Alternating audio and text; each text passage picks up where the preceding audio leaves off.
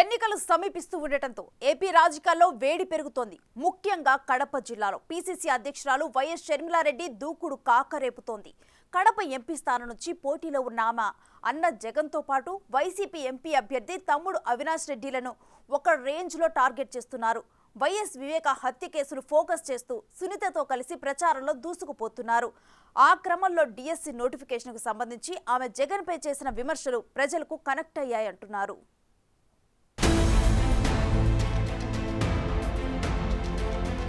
ఎన్నికల వేళ ఏపీ రాజకీయాల్లో ఆసక్తికర పరిణామాలు చోటు చేసుకుంటున్నాయి. గత దశాబ్ద కాలంలో ఎన్నడూ కనిపించిన దృశ్యాలు తెరపైకొస్తున్నాయి. గతంలో జగనన్న వదిలిన బాణాన్ని అంటూ ప్రజల్లోకి వెళ్లిన షర్మిల ప్రస్తుతం పీసీసీ అధ్యక్షురాలుగా అదే జగన్కి బూమరాంగ్ అయ్యారు. కడప ఎంపీ స్థానం నుంచి అవినాష్ రెడ్డిపై పోటీకి దిగిన ఆమె 5 ఏళ్ల క్రితం హత్యకు గురైన బాబాయ్ వైఎస్ వివేకానందరెడ్డి కుమార్తె వైఎస్ సునీతతో కలిసి ప్రచారం నిర్వహిస్తున్నారు. వివేక హత్య కేసులో నిందితుడైన అవినాష్ కు టికెట్ ఇచ్చిన జగన్ని అక్కా చెల్లెళ్లు ఒక రేంజ్లో టార్గెట్ చేస్తున్నారు.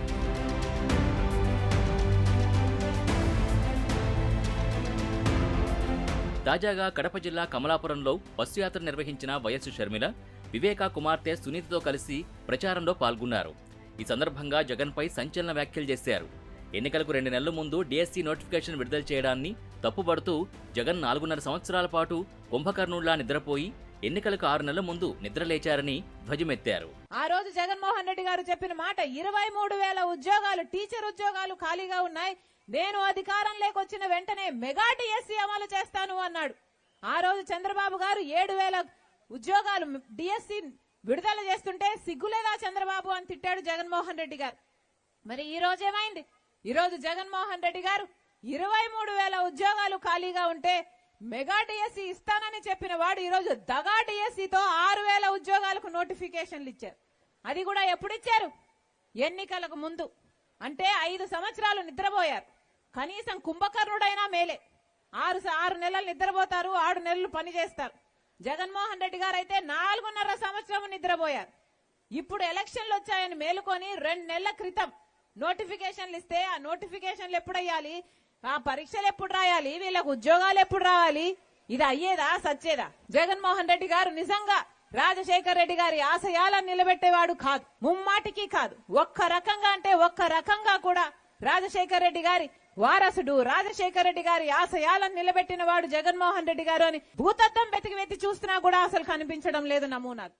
ఏపీలో ఎటు చూసినా ఇసుక మాఫియా, మైనింగ్ మాఫియా, అక్రమాలు, దౌర్జన్యాలు, దోపిడీలు, హత్యలు మాత్రమే ఉన్నాయని, అభివృద్ధి ఎక్కడా లేదని విమర్శించారు. ఇదే క్రమంలో తన తండ్రి వైఎస్ హయాంలో సాగునీటి ప్రాజెక్టులకు పెద్దపేట వేశారని చెప్పిన షర్మిల జగన్ సీఎం అయ్యాక ప్రాజెక్టులకు దిక్కే లేదని, గడప స్టీల్ ఫ్యాక్టరీని గాలికి వదిలేశారని ఫైర్ అయ్యారు. గడప స్టీల్ ఫ్యాక్టరీ పూర్తయి ఉంటే ప్రత్యక్షంగా 25,000 మందికి, పరోక్షంగా మరో 20,000 మందికి ఉద్యోగాలొచ్చేవని పేర్కొన్నారు.